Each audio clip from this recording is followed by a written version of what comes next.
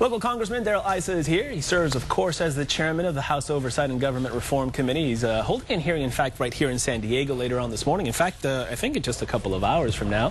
Congressman, good morning. Thanks for being with us. Thanks for having me back on, and thanks for covering this important hearing. Yeah, and I think it's happening at 9 o'clock, correct? It is. Tell me about what's happening at UCSD. It's the 8th hearing that our committee is holding in the field on impediments to job creation. We've been in Silicon Valley, we've been in upstate New York, we've been in Salinas to talk to the farmers. Now we're coming to focus on biotech and the other industries here in San Diego that are finding impediments to job creation. And impediments to job creation is kind of a mouthful. How about just the FDA not allowing biotech to move the breakthroughs they want in a timely fashion? Those kinds of things. And the breakthroughs, and also I think a lot of the money, obviously, is the main driving force here. The money for research and development has kind of gone down.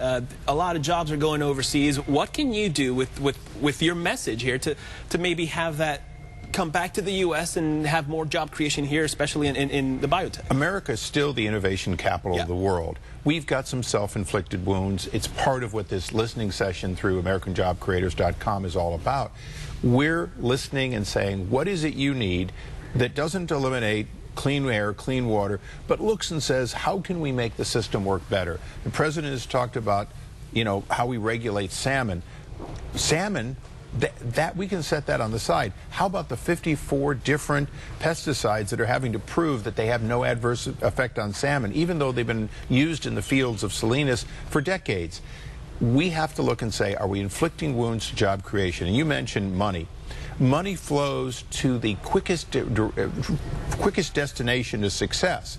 If you can cut down the time it takes to bring a new breakthrough drug to market by a year or two, money will flock to that place. On the other hand, if Germany and other countries in Europe have faster approval, money flocks there. Plus, here in San Diego, every day, USD, UCSD, these other fine universities graduate people with math and science degrees and then order them out of the country, even if, in fact, there's a job here that would allow them to create employment. I saw an article in the Wall Street Journal recently, and it said it was something about job creation in the U.S., where there were, X amount of millions of jobs created in the U.S., and almost the same amount by U.S. companies created overseas, whereas maybe a decade, 15 years ago, the ratio was nowhere near equal. What has happened, and how can we change it? Well, some of them that are pretty easy for the American people to grasp. We have a tax policy that says over $1 trillion of corporate profit made overseas, usually by exporting our products, should stay over there and be invested, because if you bring it back here, we have a 35% penalty on bringing it back. It literally says invest $1 overseas or bring back, 60 cents or so to the U.S.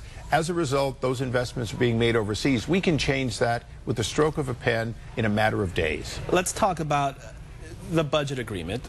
We avoided the government shutdown, thankfully, but the battle is still going. Where does it stand right now, and moving forward, what's going to happen? Well, every day America spends $10 billion in government spending. $4.2 billion of that $10 billion is borrowed. So we don't need a government shutdown, but we need a government slowdown. We need to find ways to spend less, because we're taxing the American people at a high level, among the highest in the world now, and we're still spending 42 cents more per dollar than we actually take in. A lot of these things are because there's nice-to-have programs that need to be cut, but quite frankly, we've got to get control of Medicare and Medicaid spending. 18 cents on every dollar in the economy goes to health care today. President Obama said his was a solution. It doesn't look like it is, but we do need to work together on health care reform to drive down those costs. Does there need to be a major overhaul in the tax system? A lot of people have been talking about that, personal, corporate. Well, look, I don't want to move the deck chairs on the Titanic around, but there are some places in which we can make some sensible changes, and one of them is, quite frankly, in the corporate tax rate. Most of the rest of the world is 20% or less. We're 35%. It does encourage corporations to move their profits overseas. That's not good for America. But in general, we're not undertaxed, but we do have some crazy disincentives to job creation in America that we can change, and we can be even greater again. A lot to work on. That's where your job comes in. By the way, this meeting is at 9 o'clock this morning. UCSD open to the public? Absolutely open to the public. Full hearing, and then later today the chamber will be having their lunch with Congress, so it's going to be a full day. Outstanding. Congressman Darrell Issa, thanks for spending part of your day with us. And you're actually going to hang around because we have Ferraris in the back. I'm hanging for the Ferraris, absolutely. You know, only for the Ferrari is Congressman Issa going to stick around. Hey, I'm a car guy. I know. I'd hang for a Porsche, too. I know. Can get you in to maybe rev the engine a little Absolutely. bit. See what's happening? All right, Shally, over to you. Stay tuned for that. That'll be good. Oh, yes.